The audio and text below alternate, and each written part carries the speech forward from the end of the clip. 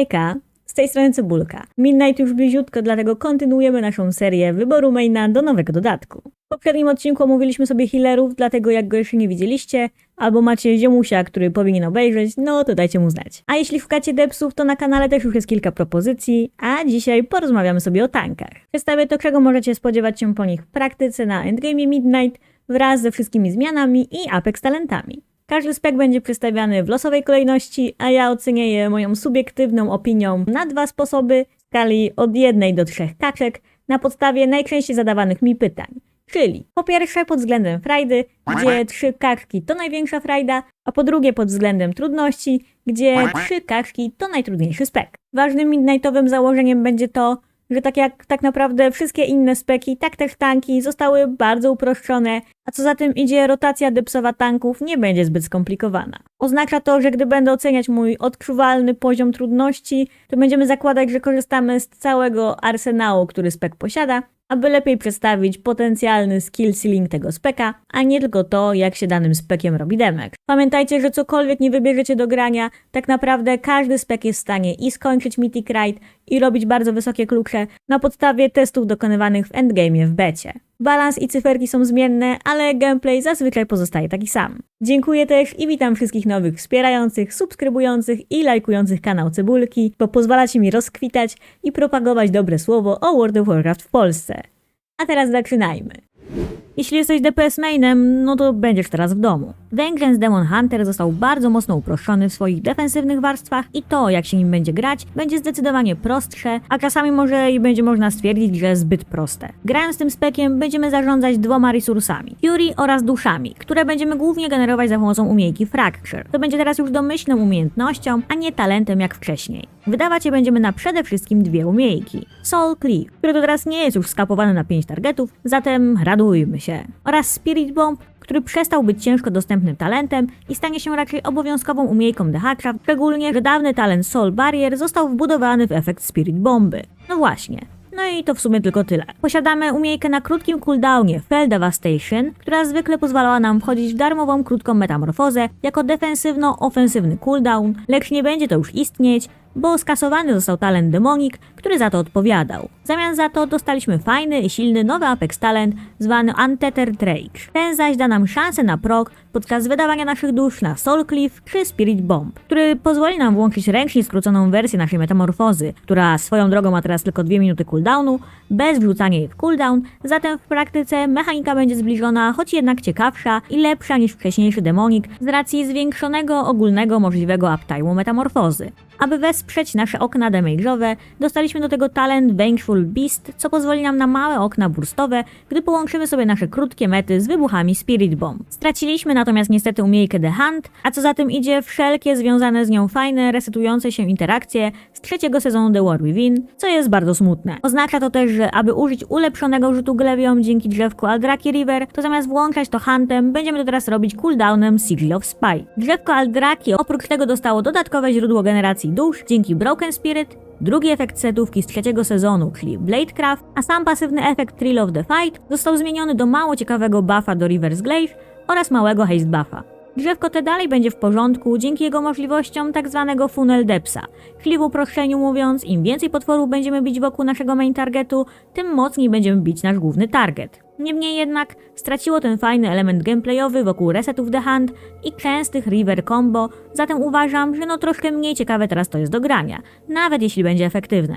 Z pozytywniejszych wiadomości. Przez wprowadzenie do gry nowego speka Demon Huntera, czyli Devourera, straciliśmy hero drzewko Fell Scarred, a dostaliśmy w zamian nowe, prowadzone wraz z nowym spekiem, czyli Annihilator. Tutaj na szczęście, pomimo tego, że większość efektów będzie dziać się pasywnie i sprowadzać się to będzie do rzucania co jakiś czas galaktycznych komet na naszych wrogów, to mamy bardzo fajną nową interakcję gameplayową dzięki talentowi Mass Acceleration. Ten zaś spowoduje, że każde wejście w metę zresetuje nam cooldown naszej Spirit Bomby i tak działać to będzie z naszym Apex talentem. Oznacza to, że będziemy chcieli tworzyć podwójne komba Spirit Bomb poprzez rzucenie go, gdy zbierzemy duszę, wejścia w darmową metę i o ile mamy dalej parę dusz, to ponowne rzucenie bomby, co w praktyce przekłada się na zdecydowanie ciekawszy gameplay oparty wokół mikrozarządzania generacji dusz i ich używania. Dodatkowo zrzucane meteory dzięki Ward Killer będą skracać nam cooldown naszej metamorfozy, zatem zawsze fajnie jest, jak nasz główny cooldown jest częściej dostępny, szczególnie, że teraz nosi to za sobą realne benefity depsowe. Na koniec najważniejsze, czyli zmiany w defensywnych warstwach. Nasze wcześniej nakładane na moby stakujące debuffy Frailty za pomocą Soul Cleave zostały zmienione na zwykłe pasywne proste efekty, a sami zwyczajnie jesteśmy twardsi bez wymagania tych staków na wrogach. Zatem możemy się pożegnać z umiejętnością odpowiedniego zarządzania staków podczas walk, aby to zwiększyć naszą przeżywalność. Tego rodzaju usprawnienia ujrzymy również w Demon Spikes, czyli naszej aktywnej mitygacji, która teraz będzie trwać tak długo, że efektywnie możliwe będzie posiadanie jej 100% czasu, zatem wystarczy kliknąć raz na 15 sekund. Mikro cooldown ofensywno-defensywny Fiery Brand również został zmieniony w taki sposób, że zamiast dostać redukcję obrażeń od naznaczonych mobów, teraz zwyczajnie będzie to natychmiastowy buff do redukcji otrzymywanych obrażeń na naszej postaci, dopóki brand będzie aktywny. Jest to zatem kolejne duże ułatwienie i usprawnienie w używaniu tego cooldownu, jak i ogromna pomoc we wchodzeniu w niebezpieczne paczki. Illuminated Sigils również zostały skasowane, co powoduje, że Sigil of Flame nie będzie już posiadać mikrodefensywnej warstwy, tylko będzie używaną on cooldown umiejką depsową. Na koniec zredukowano nam niestety również opcję CC, ponieważ od teraz możemy tylko wybrać albo Sigil of Misery, albo Sigil of Chains. Moja ocena trudności? Powiedziałabym że chyba jedna kaczka. Vengeance Dehak stał się chyba najprostszym tankiem do grania w Midnight, ponieważ ciężko jest realnie wpłynąć gameplayowo na naszą przeżywalność w inny sposób, niż po prostu próbując robić damage. Mamy gotową bombę i soulę? No to je używamy. Nie mamy? To używamy Soul Cleave'a. Odpalamy Immolation Aurę, rzucamy Sigil of Flame, i trzymamy sobie Demon Spike'i aktywne przez cały czas, skacząc sobie od paczki do paczki. Fani bycia protagonistą tankiem się pewnie ucieszą, bo trudniej będzie umrzeć przez przypadek grając Dehakiem i spek nie będzie wymagać od nas dużo, aby grać nim na względnie akceptowalnym poziomie. Rajdę oceniam na 2 kaczki, ponieważ chociaż zmiany w hero talentach Aldraki mnie trochę rozczarowały i przez to ocena Friday jest zaniżona, tak Anihilator w połączeniu z nowym Apex talentem jest nowym i ciekawym sposobem do grania Vengeance Dehakiem o względnie rozbudowanych rotacyjnych kombach, którego jak najbardziej bym polecała tak zwanym Depths mainom, co by chcieli spróbować roli tanka. Szczerze mówiąc, gdy tankowałam tym spekiem, to miałam wrażenie, że jestem po prostu kolejnym DPS spekiem, a przeżywalność jakoś tak dzieje się sama, co w przypadku szukania takiego speka pod siebie będzie dla wielu raczej ogromnym plusem. Nasz kochany miś, czyli spek, który historycznie był znany z bycia lekko nudnawym samograjem, sprowadzającym się do klikania Trash oraz Ironfur, gdy tylko są dostępne, to chyba dostał małego zawrotu głowy. Przyjemnością, albo może i nieprzyjemnością dla niektórych, ogłaszam wobec, że te dni są już za nami i miś stał się realnie zarówno trochę trudniejszym spekiem do grania, ale też bardzo angażującym, zatem nikt już raczej nie zaśnie za kółkiem grając tym tankiem, a może nie jedna nowa osoba będzie chciała teraz go spróbować. Mamy tutaj sporo nowości, które otwierają nam realnie nowe możliwości gameplayowych wyborów, a otrzymane zmiany są raczej tylko na plus. Thorns of Iron zostało skasowane, zatem nie będziemy już wydawać nadmiaru rage'a w Ironfur, by robić depsa. Tooth and Claw zostało skasowane, zatem zamiast trakować ten buff w celu rzucenia tych umiejek, będziemy mieli teraz o wiele fajniejsze gameplayowe flow dzięki nowym talentom Harness Rage oraz Killing Blow, które to mocno zachęcą Was do wydawania rage'a dopiero powyżej 80. Przełoży się to też na gameplay, w którym to będziemy musieli zdecydować się, czy wolimy dokonać dużego hita, czy może lepiej zagrać obronnie, wydając dodatkowy stack Ironfura, ponieważ można go dalej stackować, gdybyśmy chcieli. Nie będzie to też zawsze tak zero-jedynkowe, ponieważ dzięki talentowi Ursox Fury, który to chociaż nie jest nowy, to dzięki o wiele silniejszym uderzeniom z Maula, szczególnie w przypadku uzyskaniu proka Ravage, grając drzewkiem Druid of the Claw, to taki duży hit zamieni się również w solidny Absorb Shield, zatem ważne będzie staranne kontrolowanie wydawanego rage'a na używane umiejętności. Nowy talent Persistence będzie zarówno wspaniałą pomocą dla osób takich jak ja, co lubią czasem przypadkiem wyjść z formy misia, co uratuje nas od przypadkowej głupiej śmierci, ale przede wszystkim pozwoli nam skorzystać z tej opcji, gdybyśmy chcieli dokonać Catweavingu, czyli chwilowej zamiany w formę kota i dokonania całkiem sprawnego Single Target Burst Depsa dzięki zreworkowanemu Heart of the Wild, co będzie teraz prostym w użyciu 2-minutowym cooldownem. W temacie Single Target Depsa dostaliśmy również umiejętkę Red Moon, co będzie fajną umiejętnością do używania na bossach, prawdopodobnie głównie w rajdach. Chociaż Dream of Scenarius dalej istnieje, możemy teraz wybrać zamiast niego pasywną wersję Dream Guide, która to będzie realną pomocą w naszych grupach dungowych, zarówno dla nas, jak i dla kumpli, w razie krytycznych sytuacji, szczególnie gdy połączymy to z talentem takim jak After the Wildfire, którego teraz będzie łatwiej wybrać jako talent dzięki zmianom w ułożeniu nodów w drzewku. Dostaliśmy nowe, możliwe gameplayowo cooldownowe AOE combo poprzez nowinki takie jak Thundering Roar w połączeniu z Waking Nightmare oraz Convoke the Spirits. Co chociaż jest bardzo fajne w użyciu, to przez cały okres bety tuning tych umiejętności był na tyle słaby, że mam nadzieję, że go trochę podciągną, bo niestety do tej pory szkoda było zachodu, by tego używać. Natural Resilience to świetny nowy talent, który pozwoli zarówno nam nie marnować nadmiaru leczenia z naszego Self-Heala Frenzied Regeneration, ale przede wszystkim może pozwolić nam na przeżycie bardzo dużego tankowego hita poprzez nałożenie sobie przed nim dużego Absorb Shielda. Dostaliśmy nowy Apex Talent Wild Guardian, który pozwoli nam wydłużyć nasze pseudo-nieśmiertelne okno po użyciu naszego głównego cooldownu Berserk poprzez mocne buffnięcie umiejek Iron Fur, Frenzy Regen, pasywki Dream of Scenarius oraz Maul po skończonym cooldownie. Chociaż sam sobie Apex jest fajny, to przez to ile fajnych nowych talentów ma do wyboru Guardian Druid, to możliwe będzie, że wcale nie będziemy musieli wydawać tych punktów w Apex Talenty. W tematach hero talentów drzewko Elun's Chosen dostało swoją setówkę z trzeciego sezonu The War Within w formie Star Cascade, podczas gdy Druid of the Claw ma teraz odczuwalne częstsze proki Ravage dzięki Limp from Limp oraz zwiększoną generację Rage'a dzięki Twin Claw. Jako jeden z nielicznych speków w pierwszym sezonie Midnight, Guardian dostał set bonus, który wprowadzi nam wymóg gameplayowy. Dał on nam szansę na dodatkowy prok talentu Galactic Guardian, który to może pozwolić nam na naprawdę potężny prok ugryzienia Ravage. Oznacza to też, że granie z tym talentem będzie raczej obowiązkowe w każdym granym buildzie Guardian Druida. Dalej naszą słabością może być wstępne utrzymywanie aggro wchodząc w paczki, z racji, że duża porcja naszych obrażeń to efekty DOT, czyli Damage Over Time. Jest tutaj jednak zdecydowanie lepiej w przypadku grania Druid of the Claw, ponieważ chociaż talent Killing Strikes nie jest nowy, to moc naszego Ravage w połączeniu ze wszystkimi talentami wokół niego sprawia, że ta umiejka naprawdę mocno bije, więc o ile wchodzić będziemy w paczki z takim ogromnym uderzeniem, to reszta powinna przebiec bez problemu. Przechodząc zatem do końcowej oceny, trudność speka oceniam na dwie paczki, gdy sumujemy sobie wszystkie możliwości gameplayowe. Od umiejętnego zarządzania Rage'a i balansowania między użyciem w dobry DPS a chwilowym armor buffem, do korzystania z naszego druidowego toolkitu, czy też opcjach Catweavingu, czy też utility takie jak Typhoon Vortex Combo i Obarory, których druid nie stracił. Dałabym mu nawet i 2,5 kaczki, ale drzewko Elun's Chosen jest zdecydowanie prostsze i bezpieczniejsze do grania. Dlatego zostańmy przy 2 jako ocena ogólna i Guardian już na pewno nie będzie według mnie najprostszym tankiem do grania, skoro można poprzez mniej efektywne klikanie naszej rotacji negatywnie wpłynąć na naszą ogólną przeżywalność.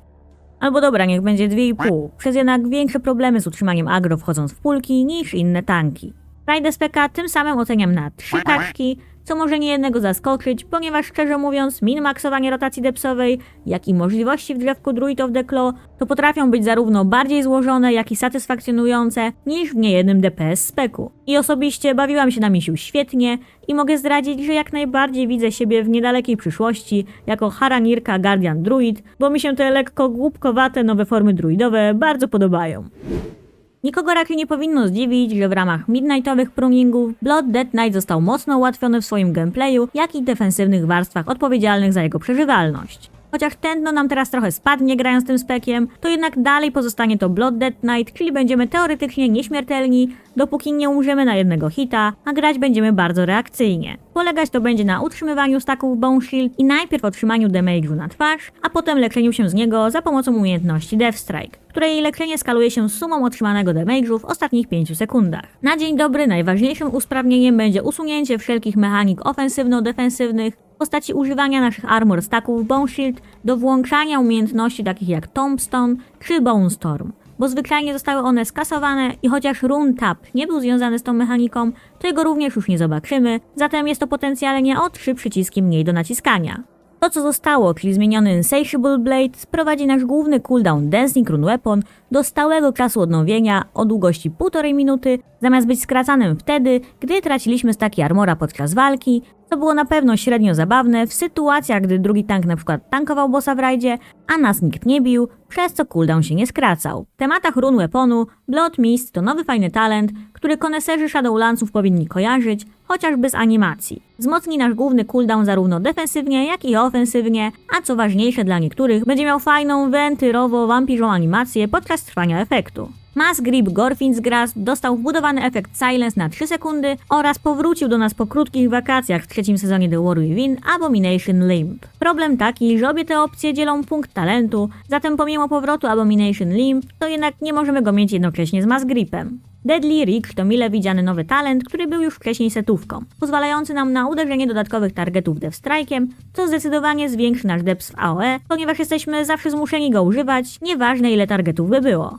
W celu usprawnienia naszej przeżywalności i wygładzenia trochę naszego skaczącego życia, Lifeblood doda nam pseudo-pasywny healing podczas walk, o ile będziemy używać Death Strike'ów. Dostaliśmy nowy micro cooldown Consumption, który będzie empowered spellem, a ta mechanika może niejedną osobę zaskoczyć, bo polegać będzie na zjedzeniu doty Blood Plague z naszych wrogów po wypuszczeniu tego spela w formie jednego dużego hitu, co będzie też potężnym healem. Im dłużej naładujemy, tym silniejszy będzie hit. O ile tuning tego talentu dowiezie, to będzie to super fajne narzędzie do burst damage'u w połączeniu z hero drzewkiem Sunlane, którym to dzięki talentowi Infliction of Sorrow jesteśmy w stanie mocno wydłużyć czas trwania naszych dot, a co za tym idzie, zwiększyć potencjalny burst damage tego uderzenia. Dodatkowy talent Carnage doda mu także możliwość zresetowania cooldownu, co tylko urozmaici naszą rotację depsową, aczkolwiek aktualny proc rate wydaje się być niestety zbyt niski, by to miało sens, więc oby to zmienili. W tematach hero drzewek nie dostaliśmy tu za wiele nowinek, poza tym, że w Sunlane wcześniej wspomniany talent Infliction of Sorrow nie będzie nam już zjadać dot na końcu trwania efektu tak jak wcześniej, zaś tylko je wydłuży. Podczas gdy Deathbringer dostał efekt swojej setówki z 3. sezonu, czyli dodatkowy sierp śmierci dzięki Echoing Fury. Dostaliśmy nowy Apex talent zwany Dance of Midnight, który chociaż efekt będzie fajny, ponieważ będziemy losowo przywoływać dodatkowe run weapony podczas walki wraz z wydawaniem naszych run, to jednak jest to efekt w pełni losowy, którego kontrolować zbyt nie możemy. Do gorsza, niestety te przywoływane run weapony nie wchodzą w interakcję z naszymi run weapon talentami. Zatem nie jest to aż tak fajne jak to było na początku, gdy testowałam, bo pierwotnie jednak działało, niemniej jednak pozostanie silnym pasywnym efektem i pomoże nam z przeżywalnością poza oknami cooldownowymi. Przechodząc zatem do oceny trudności, pomimo wielu ułatwień w graniu Blood Dead Knightem, jego core schemat się nie zmienił i nie dostał dużo zmian w porównaniu do reszty tank speków. Dalej będziemy musieli uważnie wydawać i kontrolować nasz runic power, aby go nigdy nie zabrakło na death strike'owe potrzeby, ale dzięki skasowaniu mechanik, które zjadały armor staki i delikatnym wygładzeniu tego, jak mocne jojo będzie robić nasze życie, trudność ocenię tak czy siak na 2,5 kaczki.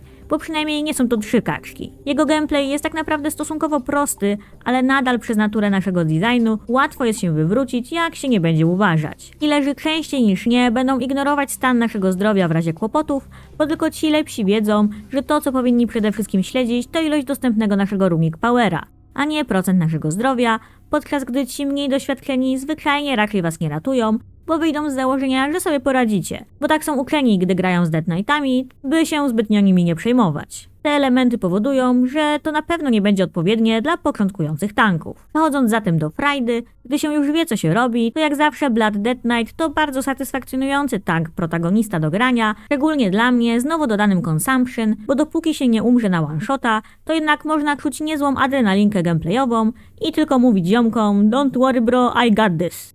Końcowa ocena mojej frajdy to 2 kaczki, ponieważ jest to dla mnie koniec końców rozczarowanie, że Apex Talent nie współgra z resztą naszych talentów, a to wielka szkoda, no bo to jednak było o wiele zabawniejsze, gdy działało tak w pewnych etapach beta testingu. Po wielu latach bycia albo niechcianym spekiem Blizzarda, albo może bardziej community, to istnieje realna szansa, że w końcu nadeszła era Brewmaster Monków. To spec, który w Midnight dostał chyba najlepszą wersję samego siebie w historii, zachowując jednak brewmasterowy koncept gameplayowy, jak i możliwość grania spekiem klawiaturą zamiast pianinem. Straciliśmy dużo przycisków takich jak Dump and Harm, Clash, Weapons of Order, czy nawet rotacyjny Rising Sun Kick, co oznacza, że większość efektów talentów z Rising Sun Kick przejął nasz drugi kopniak Blackout Kick. Samo zarządzanie staggerem nie wymaga już warstw addonów, a bez problemu można ją ogarnąć za pomocą blizzardowego cooldown managera, zaś rotacja depsowa jest teraz o wiele bardziej przystępniejsza, bo będzie przede wszystkim oparta na przyciskach Keg Smash, Breath of Fire oraz Blackout Kick. A w przypadku grania w drzewku Master of Harmony będziemy jeszcze używać do tego częściej Tiger Palm.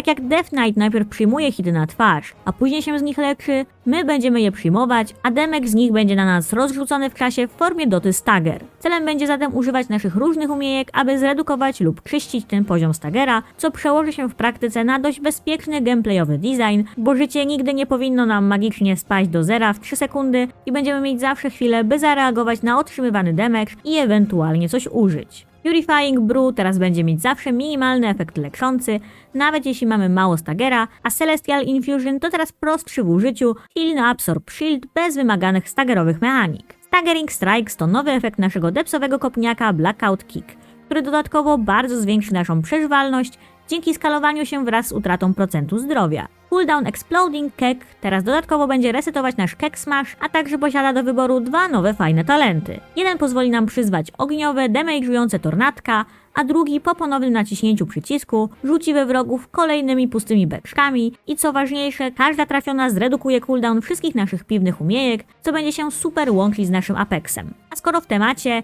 to nasz Apex Talent to bardzo tematyczna nowość, powodująca, że każde wypite piwko, czyli w uproszczeniu użyty spell posiadający brew w nazwie, da nam szansę otrzymać pustą beczkę, którą rzucimy we wroga wraz z naszym kolejnym Kek Smashem, a poza tym zresetuje nam cooldown Kek Smasha, zatem szykujcie się na multum beczkowych rzutów. Dodatkowo ma też bardzo silny efekt w formie pasywnego rzucania leczących drineczków, zarówno w nas, jak i dwóch kumpli, czyli efektu Heal Over Time, co będzie bardzo miłym odczuwalnym bonusem dla naszego healera w grupach dungowych. Jeśli chodzi o defensywne cooldowny, to efekt Diffuse Magic został wbudowany w Fortifying Brew, a przyzwanie naszego kompana New Zao to teraz tylko 2-minutowy cooldown. Na koniec w tematach pasywnej ułatwionej przeżywalności mamy potężny nowy talent Vital Flame, który bardzo zachęci nas do robienia dobrego depsa, bo będzie się to przekładać bezpośrednio na naszą przeżywalność. Pić będziemy sobie wszelakiej maści piwka dopiero gdy poczujemy, że nasze życie zaczyna trochę mocniej schodzić lub zwyczajnie nasz pasek staggera jest już wysoki. Bo dopóki nie będzie, to bez problemu możemy się utrzymać przy życiu zwyczajnie robiąc depsa. Będzie to też swoją drogą efektywniejsze zarządzanie staggerem, jeśli będziemy go dopiero zbijać wypitymi piwkami, gdy poziom staggera będzie wysoki lub wyższy, zatem na spokojnie. W tematach hero talentów całe drzewko Shadowpan zostało przerobione we wszelakiej maści pasywne efekty, których realistycznie nie musimy trakować ani śledzić 5 buffów, by wiedzieć co, kiedy i jak kliknąć. Poza świadomością, że generować będziemy staki Flurry Strikes autoataków, które będziemy wydawać używając po prostu Kek Smasha. Master of Harmony będzie operować na podobnym podejściu przez rework Coalescence, który mówi, że będziemy wpierw zbierać pasywnie tzw. Vitality, robiąc depsa, którego później będziemy wydawać za pomocą Kek Smasha. Znajdziemy tutaj jednak znaczną różnicę gameplayową względem Shadowpana dzięki nowym talentom Harmonic Surge, Potential Energy oraz Meditative Focus, które będą nas wręcz zmuszać do prawie że spamowania naszego normalnie fillera Tiger Palm, który to fillerem nie będzie grając w tym drzewku. Szczególnie, że dzięki Overwhelming Force będzie on również bić w AOE. Spamować mówię dlatego, ponieważ grając w tym drzewku, jakkolwiek dziwnie to nie zabrzmi, w momencie nagrywania materiału to generujemy więcej staków silnych Tiger Palmów, czyli efektu Harmonic Surge, niż realnie jesteśmy w stanie je wydać. To może być na chwilę obecną mocno nieintuicyjne do grania. Zatem liczę na to, że do startu pierwszego sezonu Midnight zredukują ilość otrzymywanych efektów Harmonic Surge, aby to nie mieć sytuacji, że non-stop klikamy Tiger Palm częściej niż byśmy chcieli. Przechodząc do końcowej oceny,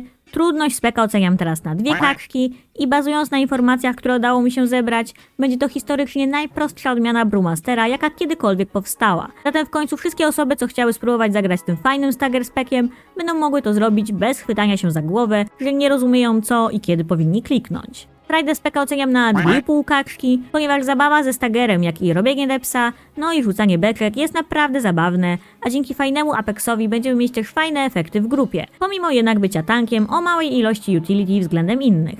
Sam nasz tak zwany raid buff Mystic Touch niestety nie jest zbyt silny, o ile nie zbudujemy sobie grupy wokół niego, która głównie zadawać będzie obrażenia fizyczne. Zatem miejmy to na uwadze, gdybyśmy chcieli zbierać jakiś skład dungowy wokół siebie. Odbieram mu pół kaczki za właśnie nadmiar spamowania Tiger Palma w rotacji w drzewku Master of Harmony. Zatem mam nadzieję, że jeszcze to poprawią w nadchodzącym miesiącu. Protection Paladin został już w pełni omówiony przeze mnie w materiale na moim kanale, dlatego jeśli Was interesuje ten spec orkiestra, a sami chcecie kierować grupy, to gorąco zachęcam do obejrzenia go, bo jest co opowiadać, a teraz podsumuję go bardzo w skrócie. Prot Paladin to absolutny gigakrat tank w Midnight. Dzięki jego supportowym toolkicie może bez problemu uratować niejedną osobę od śmierci, Pomóc heala w grupie, czy zwyczajnie swoim ogromem utility i interruptów przeciągnąć grupę na swoich plecach tak, aby to wszyscy mieli nagle wrażenie, że w sumie to łatwy był ten dunk. Nowy Apex Talent Glory of the Vanguard da proc szansę na to, aby nasz kolejny Avengers Shield nie dość, że dał nam 3 Holy Powery, to w dodatku był damage'ującym skillshotem, zatem to, jak się będziemy ustawiać do rzutu, będzie miało znaczenie dla jak najlepszego efektu. Nasze mastery zostało wspaniale zmienione, po pierwsze poprzez usunięcie interakcji z konsekracją, to oznacza, że nie jesteśmy już wiecznie zależni od stania w niej, aby nie zginąć w walce, a po drugie poprzez wbudowanie efektu Holy Shield, czyli funkcji blokowania speli. Hammer of Wrath został wbudowany w efekt naszych skrzydeł, a one same mogą mieć teraz stały minutowy cooldown dzięki Righteous Protector, zamiast efektu skracanego cooldownu, jak to było wcześniej. Całe drzewko zostało zmienione w taki sposób, aby można było sensownie wziąć talenty do off-healowania kumpli, nie tracąc przy tym ani dużej ilości własnej przeżywalności, czy też depsa, a samo Word of Glory nie kosztuje już many, jeśli będziemy je używać na sobie. Traciliśmy mikro cooldown Eye of Tyr, przez co dostęp do umiejki Hammer of Light w drzewku Templar będziemy mieć teraz za pomocą Divine Toll, co szczerze mówiąc jest mocno średnią zmianą, ale oprócz tego nowe Divine Hammery dodadzą nam warstwy Burst Up przy każdym rzuceniu Tolla. Drzewko Lightsmith dostało efekty swojej setówki z 3. sezonu The War Within, a co ważniejsze super talent Reflection of Radiance, który bardzo zauważalnie zwiększy ilość naszych uzyskiwanych proków Grand Crusader, czyli resetowania naszego rzutu tarczy po kolejne interrupty, czy też synergię z Apex Talentem. Jeśli chodzi o ocenę trudności i frajdy tego speka, to tutaj są lekkie schody. Zacząć grać protpalkiem jest szczerze mówiąc bardzo prosto, ponieważ jego rotacja depsowa jest naprawdę prosta, zatem fajnie, że Apex Talent nam to urozmaici.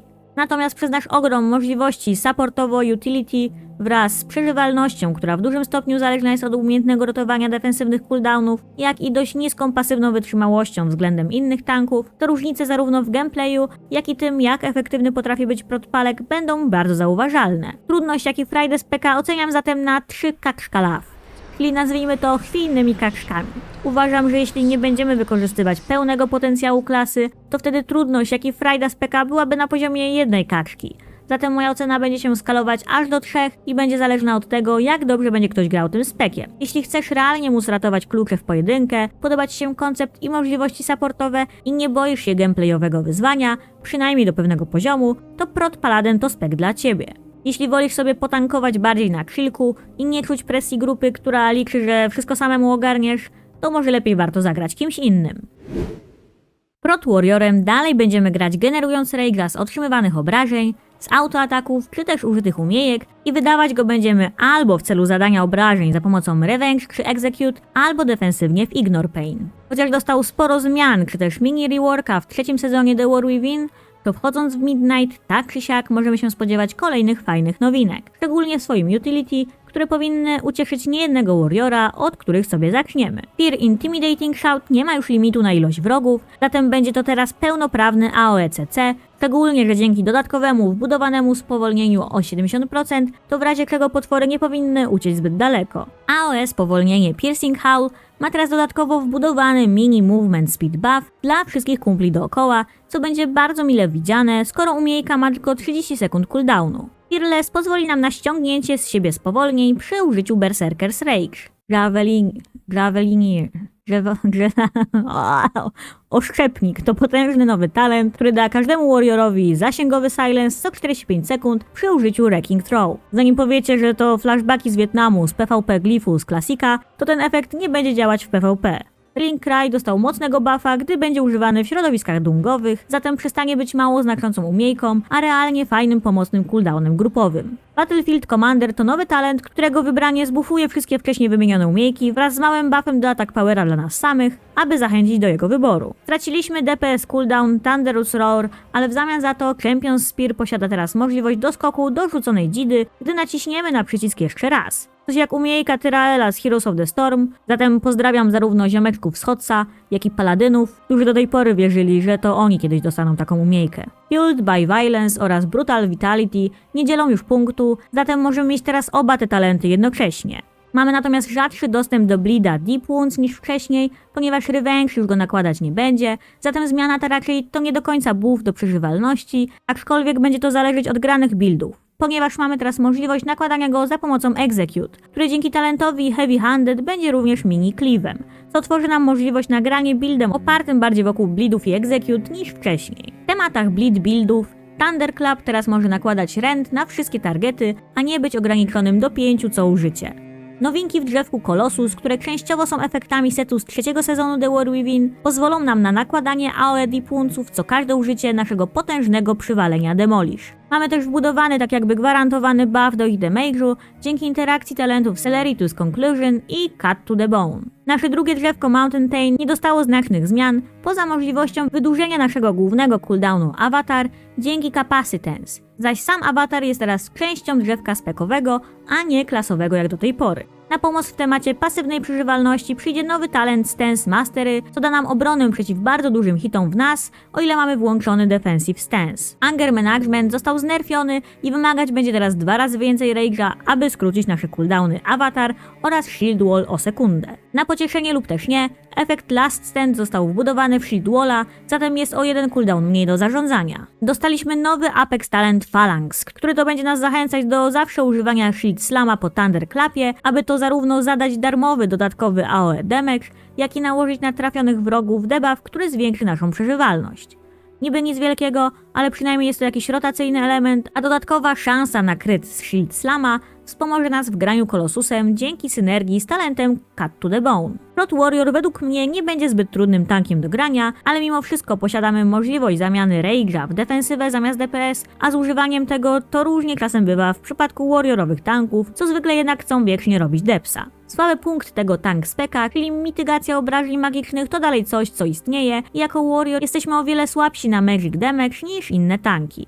Zatem warto to mieć na uwadze, bo nie zapowiada się, aby w pierwszym sezonie Midnight brakowało źródeł takich magicznych obrażeń w dungach. Zważywszy zatem na te defensywne elementy, dostanie on ode mnie 1,5 kaczki trudności, ponieważ w sytuacjach magicznych będziemy musieli jednak odpowiednio zarządzać naszym defensywnym toolkitem na tyle, ile to możliwe, aby nie składać się od magicznych obrażeń zbyt łatwo. Dodatkowo uważnie musimy śledzić uptime naszego potężnego shield bloka, którego możemy mieć wręcz 100% czasu, aby przypadkiem nam nie spadł w krytycznym momencie, bo nasza mitygacja fizycznych obrażeń bez niego będzie drastycznie zmniejszona i może doprowadzić do przypadkowej śmierci. Za frajdę dostanie ode mnie 2,5 kaczki, bo się nim po prostu bardzo fajnie klika, zarówno w jednym jak i w drugim hero drzewku. Odejmuje mu pół kaczki tylko przez potencjalne niedociągnięcia w magicznych walkach, więc możemy uznać w teorii, że może to mieć wpływ na naszą frajdę grania, gdyby pewna sytuacja sprawiała wrażenie, że czujemy się bezsilni. Mamy teraz pożyteczniejsze utility, dużo mobilności i inne dodatkowe gameplayowe możliwości niż tylko spamowanie Thunderclapa, nie wspominając o dalej obecnych skillowych kombosach do wykonywania dzięki umiejętności Spell Reflect. I tego właśnie możecie się spodziewać po tankach w Midnight. Podsumowując, jeśli szukacie prostszych wyborów do grania, szczególnie dla kogoś, kto dopiero zaczyna swoją przygodę z tankowaniem, to polecam Vengeance Demon Huntera i Protection Warriora. Jeśli chcielibyście tego mieć więcej takiej gameplayowej głębi, to w sumie każdy spek tankowy w Midnight jest fajny na swój sposób. Zostawiam jednak adnotację, żeby uważać w przypadku wyboru Protection Paladyna, ponieważ będzie to spek, którego trudność, jak i frajda skalować się będzie z własnymi umiejętnościami. Więc jeśli nie czujemy się jeszcze zbyt pewnie podczas tankowania, to raczej bym go na początku unikała, ale to tylko moja subiektywna opinia. Pamiętajcie, że meta się zmienia, liczby się zmieniają, ale taki ogólny gameplay lub pozostaje taki sam. Dlatego osobiście polecam dokonywać wyboru maina ze względu na to, jak nam się gra daną klasą, a nie ze względu na jakieś tier listy. Pamiętajmy, że póki nie próbujemy być jakimś top 1 graczem, to tak naprawdę każdy spek jest w stanie i robić wysokie klucze, i ukończyć Mythic Raid, a już na pewno biegać sobie samemu delwy czy nowe prey bossy, co jako tank będzie na zdecydowanie większym luzie niż jako depth czy heal. Jeśli macie jakiekolwiek pytania związane ze specjalizacjami albo klasami, to zapraszam na mojego Discorda Kwiatów Cebuli, bo mimo, że ja nie jestem jakimś prograczem, to jest tam dużo lepszych ode mnie, którzy odpowiadają na pytania i bardzo chętnie pomogą. A jeśli się podobało, to zostawcie łapkę w górę, bo dzięki temu mogę docierać do większej ilości osób, które może w końcu stwierdzą, że ten World of Warcraft Retail wcale nie jest taki zły. Chociaż wiem, że z tym dzisiaj bywa różnie. Dzięki, pa pa!